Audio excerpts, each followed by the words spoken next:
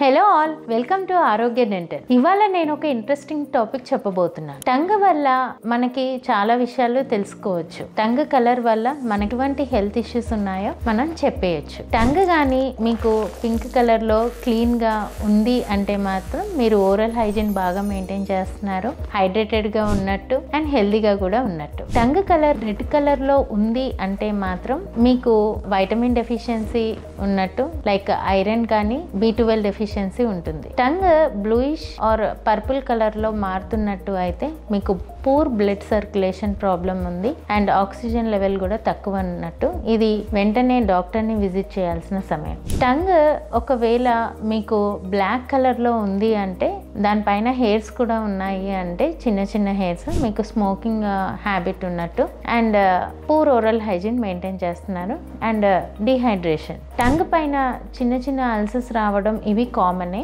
ఈ అల్సర్స్ మనకి 1 or 2 weeks ఉంటుంది. మోర్ దాన్ 1 or 2 వీక్స్ ఉంటుంది అంటే మాత్రం మీరు ఖచ్చితంగా డెంటిస్ట్ ని విజిట్ చేయాలి. సో ఇలా మనము టంగ్ ద్వారా చాలా విషయాలు తెలుసుకోవచ్చు.